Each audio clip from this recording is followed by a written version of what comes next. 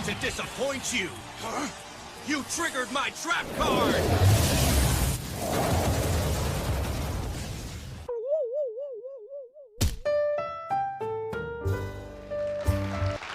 What's up, nerds and nerdettes and wee little nerdlings all? It's your buddy Big Johnny G. Two Gun Pixie presents Legendary Gaming. Yes, my friends. Now the unboxing, man, it looked sweet.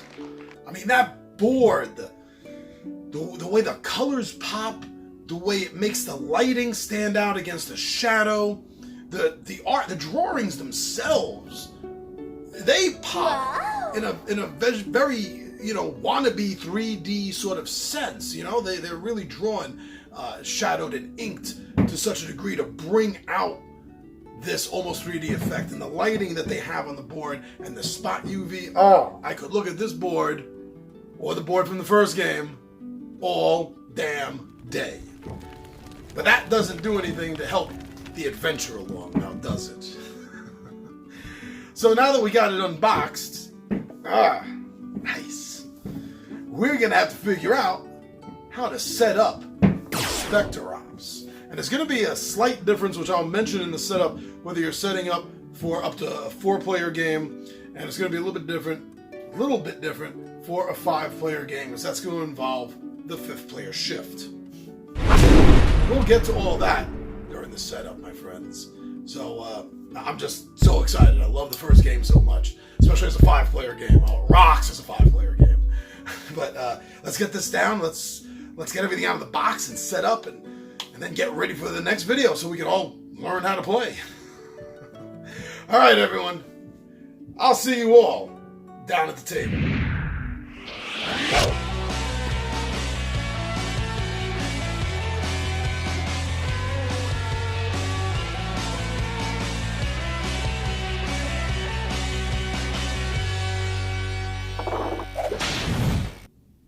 All right, Specter Ops Broken Covenant by Plaid Hat Games. Emerson Matsuchi is the designer, the creator of the game. Now let's get everything out for this setup. This setup should be pretty easy. Put that over there, keep it out of the way. So now let's deal with the board first. Also, I shouldn't phrase it like that, deal with. It sounds pretty negative, and I love this board so much. But it is a big board, my friends. It takes up a heck of a lot of room here.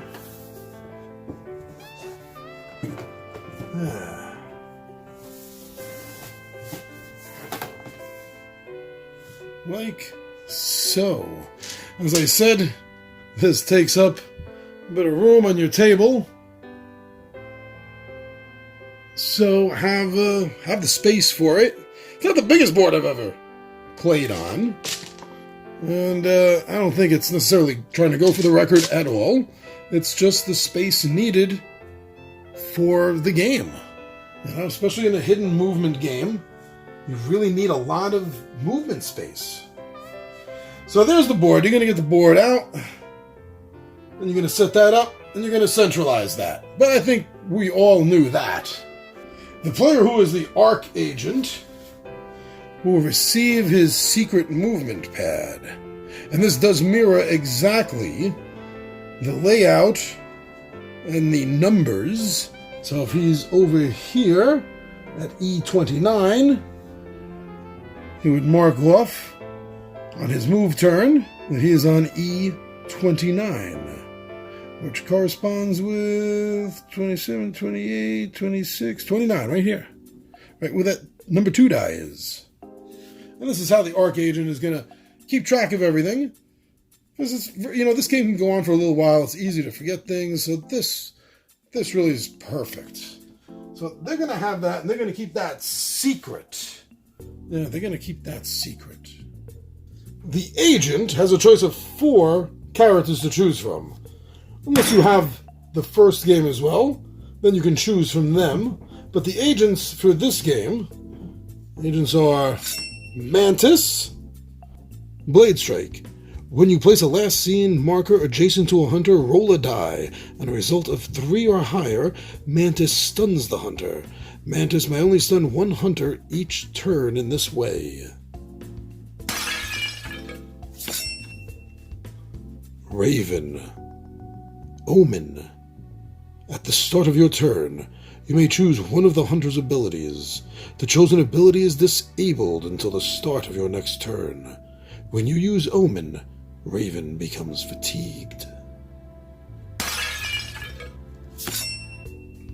Panther. Shadow Step. When placing your last seen marker, if the panther moved 3 or fewer spaces, you may place it in a space adjacent to where it would normally be placed. Tricky. And finally, Fox. Dash. He's got little rollerblades on. Fox may move up to 5 spaces on her turn. When you use Dash, Fox becomes fatigued. She can really get around the board pretty fast. And now the Raxin Hunters. I noticed that this game included the original hunters from the first game. Beast. The Gun. The Puppet. And the Prophet. And of course you have the new hunters that are here as well. And here we go. So we have, first off, we have the Heat. Thermal Vision. If the Heat moves 2 or fewer spaces, structures don't obstruct his vision until the end of his turn. Whoa! That's rad. That is tough on the agent. Pulse Cannon. The Heat ignores structures when attacked. He sees through structures, and his Heat goes through structures. The Judge. Clairvoyance. Instead of moving, choose a direction: northeast, northwest, southeast, southwest. If the agent or decoy is located in that direction, the agent must announce, "You sense the agent." If the agent is directly north, south, east, or west, you will be unable to sense her. Judgment. When the judge deals damage to an agent, the agent becomes fatigued. That's pretty cool. The Tracker. He's got a dog. Rover. Rover is the Tracker's pet. When the agent crosses Rover's line of sight, or is in Rover's line of sight at the end of Rover's turn, the agent player must announce that Rover is barking. If Rover lands on an agent, roll a die. On a result of 4 or better, the agent loses 1 hit point. Catch the Scent. You may use Catch the Scent instead of moving the tracker. The agent player must tell you if the tracker or rover is closer to the agent, or if they are the same distance. Well, that's interesting. I like the dog. And the Watcher. Surveillance. The Watcher starts the game with 3 camera tokens. After moving the Watcher, you may place a camera on his location in any in any orientation. In addition to his normal vision, the Watcher also has vision from the cameras in the direction that each is pointing. When all 3 cameras are on the board, to place a camera, first remove a previously placed one. Okay, so you can't have more than the 3 that you start with, and if you do, you have to move one. Got it. Full speed. Yeah, look at him. He's in that high-powered wheelchair. Full speed. When the Watcher... What's a Watcher? When the Watcher moves only on the road, he may move up to 5 spaces. So those are the characters to choose from. Now, the Hunters will also get to choose which vehicle that they're using. Now, this is the vehicle from the first game. The Tracer. Motion Sensor. If a hunter starts his turn in this vehicle, instead of moving the vehicle, the hunter may use its motion sensor. When using the motion sensor, if the agent moved 3 or more spaces on its last turn, the agent player must announce which direction the agent is relative to the vehicle. And you see it has a spot, it can hold up to 4. But you have a choice. Now this moves 10. This one, the interceptor, moves 12. And it has an optic alarm. When there are no hunters in the vehicle, the optic alarm is automatically activated. If the agent moves into or through line of sight of the vehicle, the agent must announce that the vehicle alarm has been triggered. Now, if one of the hunters is the puppet, if the puppet is in play, the puppet has vision as though he's in the vehicle. So it connects to it. So, after choosing the hunters are going to have to choose which vehicle they want to use. Now, the ARC player is going to have to determine where the mission objectives are. And if you notice, on the tab sheet, I call it that because it keeps tabs of everything for the agent, you'll notice that there are numbers with dice 1, 2, 3, and 4. So the ARC agent is going to roll a 6-sided die for each one in order. So, rolls, and if it comes up a 2, then it's going to be a 19. Now, a keen-eyed player is going to notice that A19 even has the symbol right on the board for it. So then you're going to put an R for Roxanne. That is one of the mission points. As you're going to find out later in the how-to play, it will get flipped when you successfully manipulate that item, whatever the mission is. Now, I would like to point out that in a 3 or 4 player game, or in a 5 player game, the agent is not going to put down the marker. It's going to be secret. It's going to be marked off on their tab. If you're playing a 2 or 3 player game, the hunters are going to place their vehicle on K17. If you're playing a 4 player game, then it's going to be starting on K24. So, if you're playing with 3 players, which means 1 agent and 2 hunters, then the hunter players are going to have to choose which of their hunters is going to start in the vehicle. So one of them gets to start in the vehicle. Keep in mind that if you are playing a 2-player game, then the player that is playing the hunter will be playing 2 hunters. The game comes with a handy-dandy 2-minute egg timer, and it is highly suggested that you limit each player's turn to 2 minutes. Trust me, otherwise it can get crazy.